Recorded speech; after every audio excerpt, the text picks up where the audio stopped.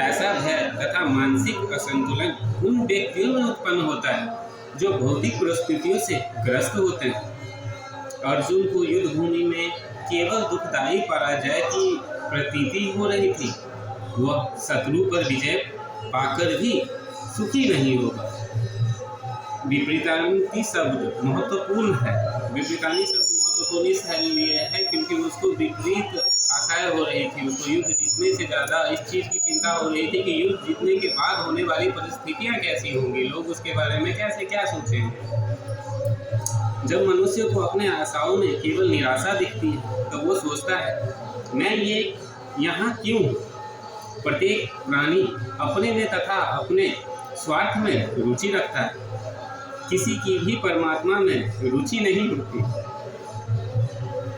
श्री कृष्ण की इच्छा से अर्जुन अपने स्वार्थ के प्रति अज्ञान दिखा रहा है।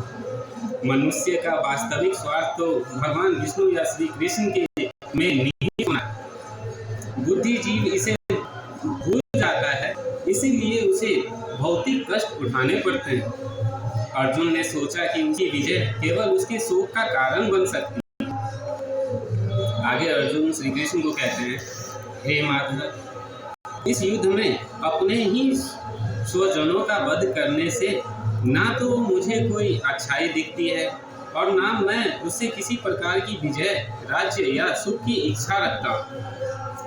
तात्पर्य यहाँ जाने बिना कि मनुष्य का स्वार्थ भगवान विष्णु या श्री कृष्ण में है, सारे बुद्धिजीव शारीरिक संबंधों के प्रति ये सोचकर आकर्षित होते हैं कि वह ऐसी परिस्थितियों से में प्रसन्न रहेंगे। ऐसे देहात्म बुद्धि के कारण वो भौतिक सुख के कारणों को भी भूल जाता है। अर्जुन तो क्षत्रिय का नैतिक धर्म भी भूल गया था।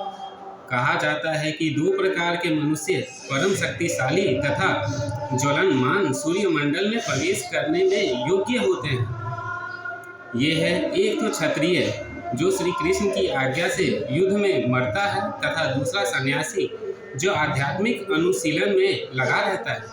यहाँ पे क्षत्रिय का मतलब सिर्फ जात का क्षत्रिय नहीं होता। वो क्षत्रिय होता है जो दूसरों की मदद करने के लिए अपना शस्त्र उठा सके, जिसको अपना सर कटाने से ज़्यादा दूसरों का सर बचाने में रुचि, उसे कहा जाता है क्षत्रिय।